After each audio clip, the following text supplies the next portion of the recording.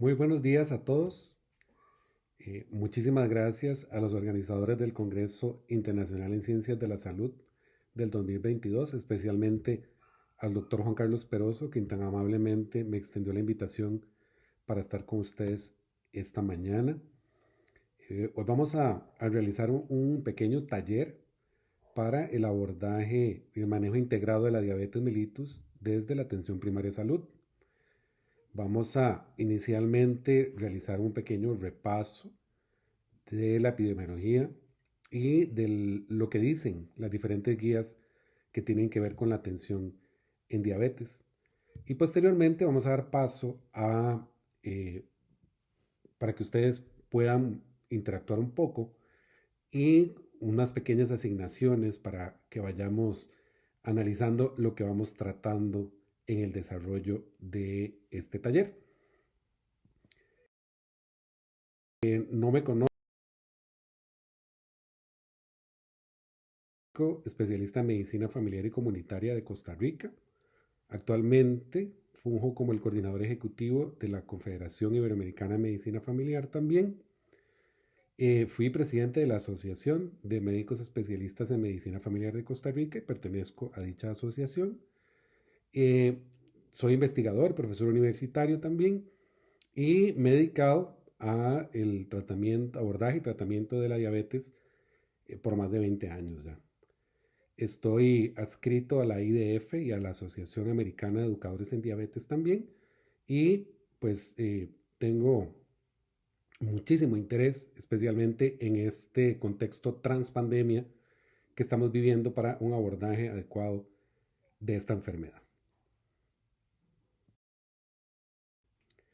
Siempre me gusta mencionar que puede existir algún conflicto de interés porque he trabajado en algunas ocasiones como speaker de la industria farmacéutica para algunas de estas empresas. Actualmente no trabajo para ninguna, pero sí me gusta siempre mencionarlo para que no exista conflicto de interés. Entonces, pues, ¿qué dice la Asociación Americana de Diabetes? ¿Qué dice la Federación Internacional de Diabetes? La Asociación también de Educadores en Diabetes y las guías de práctica clínica del Colegio de Endocrinólogos de Estados Unidos. Entonces, de manera inicial, siempre es importante que repasemos un poco la epidemiología. Y si vemos, pues tenemos mapeado, ¿verdad?, cómo está la prevalencia de diabetes en adultos de 20 a 79 años, hablando específicamente de diabetes tipo 2. Y es importante, pues, que veamos que nuestra región, que pertenece a América del Sur y Central, ¿verdad?, si sumamos el resto de lo que sería Iberia, pues ahí también entraría España, Portugal y el Caribe, pues la incidencia del 2019 de un 8.5%, esperamos que para el 2045 sea de 9.9%. ¿Esto qué significa? Si lo vemos en números reales, lo que implica es que vamos a tener un incremento del 55% de personas con diagnóstico de diabetes. Sin contar esto, aquellas que no tengamos diagnosticadas. Vamos a pasar del 2019, que teníamos 32 millones de personas en nuestra región con diabetes, a 49 millones. Esto pues se va a reflejar en la demanda de medicamentos y en la atención de las comorbilidades que se puedan presentar del un mal abordaje o una descompensación de estas enfermedades. Si vemos para nuestra región, 42% se cree de los adultos de 20 a 79 años no han sido diagnosticados y 34 millones en esa misma edad tienen ya documentada intolerancia a la glucosa, lo que representa el 10% del total de la población de esta región en ese grupo. Si lo vemos también, eh, esto es muy importante porque lo que vamos a tratar de encontrar es específicamente ese grupo que tiene intolerancia a los carbohidratos para evitar que posteriormente desarrollen diabetes. Vemos que en nuestra región 1 de cada 11 adultos tiene diabetes, 32 millones de personas, como les decía, viven con diabetes. Si Esto implica que si no actuamos, ¿verdad? Podemos llegar a ese incremento del 55%, que son 49 millones de personas para el 2045. Uno de cada tres personas con diabetes no está diagnosticada y tiene mayor riesgo, obviamente, de desarrollar complicaciones perjudiciales y costosas para nuestros sistemas. Uno de cada 10 adultos tiene intolerancia a los carbohidratos.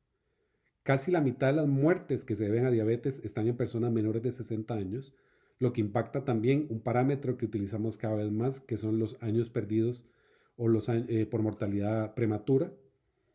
Uno de cada 7 nacidos vivos está afectado por la hiperglicemia en el embarazo y se calcula que el gasto sanitario va a ser de más de 69.700 millones de dólares, lo que representa un aproximado del 9.2% del gasto neto en salud.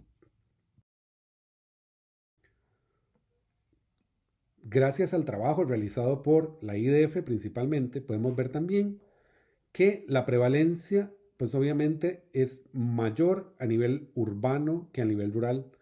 Y si vemos el cambio que podemos tener del 2017 al 2045, implica, ¿verdad?, un mayor impacto también a nivel urbano.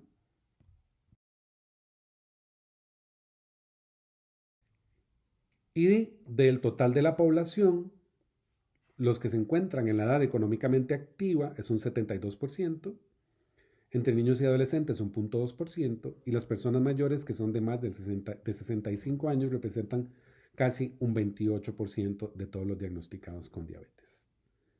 Un detalle muy importante a tomar en cuenta es existentes.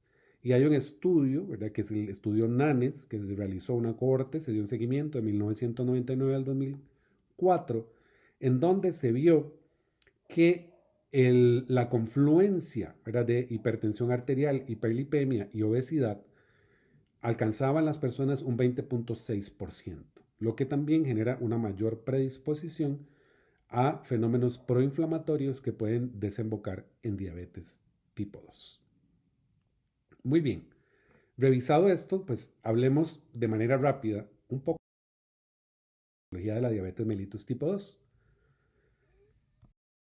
Recordamos, es muy importante que el momento en que nosotros hacemos diagnóstico, ese día cero en el que nosotros le decimos a una persona que tiene diabetes tipo 2, han transcurrido aproximadamente 12 años desde que se presentó o que su organismo empezó a tener intolerancia a los carbohidratos. Es por eso que muchas veces cuando hacemos diagnóstico ya existen algunas complicaciones derivadas de la enfermedad.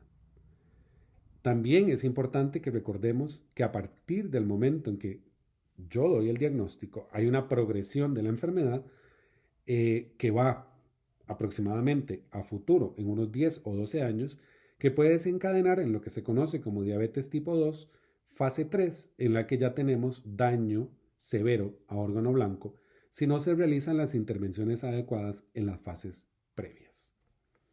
Y esto cuando originalmente, ¿verdad?, nosotros empezamos a tener intolerancia a los carbohidratos, vamos a ir viendo que conforme avanzamos en el tiempo sin corregir esa intolerancia, pues la célula beta va a ir dejando, ¿verdad?, o disminuyendo la producción de insulina en nuestro organismo. Por lo tanto, la resistencia a la insulina se va a ir incrementando y se va a mantener, va a tener una meseta a lo largo del tiempo, lo que hace que empiecen a aparecer todos los fenómenos relacionados con esa persistencia de insulina circulante no utilizada y además la pobre capacidad para la producción endógena de insulina. Recordemos 3 efectos fisiopatológicos importantes para la aparición de lo que conocemos como prediabetes y que ahora lo vamos a definir, y como diabetes mellitus tipo 2. Primero, el fenómeno de resistencia periférica a la insulina. En segunda instancia, la disminución del efecto incretina y la deficiencia relativa de insulina. ¿Verdad? Que a pesar de que no producimos, la que producimos no es adecuada o no la utilizamos de forma adecuada. Desencadenar efectos hiperglicémicos o fenómenos hiperglicémicos en el organismo. Ahora bien,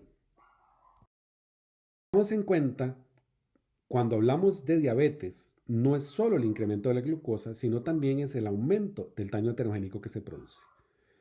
Recordemos que la glucotoxicidad comienza a partir de los 100 miligramos por decilitro y va a ocurrir una disminución del óxido nítrico y un aumento de la permeabilidad endotelial. Esto, en resumidas cuentas, hace que haya mayor migración también de células proinflamatorias que van a terminar produciendo un daño o una afectación de la homeostasis en general. Muy bien. Revisados estos conceptos, pues entonces hablemos en primera instancia de lo que es un abordaje integrado. El primer aspecto que nosotros debemos tomar en cuenta es la detección.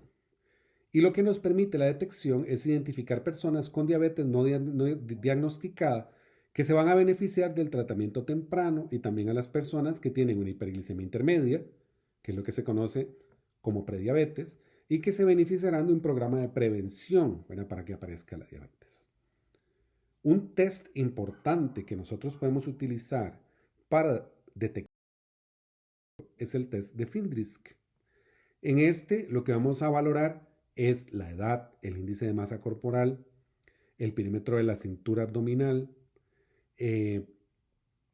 cuánto ejercicio realiza la persona, con cuánta frecuencia come frutas o vegetales, si toma o no medicación para la presión alta, si ha sido encontrado con niveles altos de glucosa, ¿verdad?, al menos, por ejemplo, cuando estaba en embarazo, y si algún miembro de la familia se ha diagnosticado con diabetes. Nos va a permitir dar una escala de riesgo total. Entonces lo que hacemos es sumar los puntos de las respuestas y el riesgo de desarrollar diabetes tipo 2 durante los próximos 10 años va a ser de esta forma. Si es menos de 7 puntos es bajo, de 7 a 11 ligeramente elevado, de 12 a 14 es moderado, de 15 a 20 es alto y más de 20 puntos muy alto.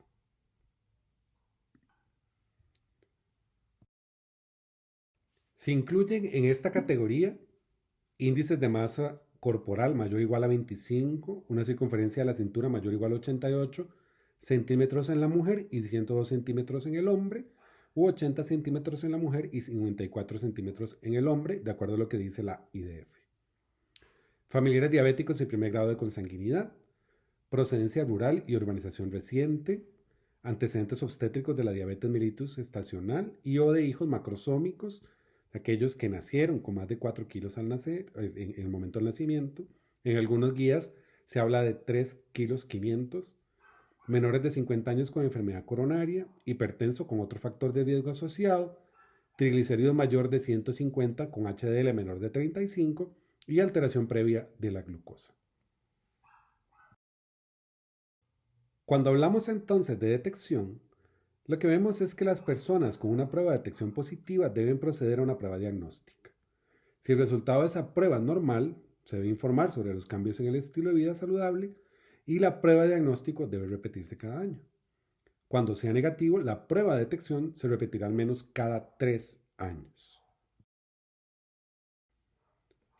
Uno de los aspectos más importantes con respecto a la diabetes es que la prevención en personas con hiperglicemia intermedia, que es lo que conocemos como prediabetes, se debe centrar en modificaciones del estilo de vida destinadas a lograr al menos una reducción del 5%, entre el 5 y el 7% del peso corporal y un aumento de la actividad física. Sí está bien comprobado que lo ideal es un 7% de la pérdida del peso corporal. Esencialmente los cambios deben incluir la reducción de la ingesta calórica diaria en 500 a 600 kilocalorías y aumentar la actividad física por lo menos a 150 minutos por semana. Aquí es muy importante recalcar que ese ejercicio físico pueden ser 5 veces por semana, 30 minutos por día, y esos 30 minutos al día pueden ser fraccionados. 15 minutos 2 veces al día o 10 minutos 3 veces al día. Siempre y cuando la actividad sea una actividad que brinde satisfacción, que sea un ejercicio que nos guste, ¿verdad?, que nos haga sentir de buena forma. Cuando hablamos de un programa preventivo en diabetes, nos referimos a una intervención intensiva, conductual y de estilo de vida para lograr y mantener un mínimo de 7% de pérdida de peso. Y, como les reitero, 150 minutos de actividad física similar en intensidad a una caminata rápida por semana.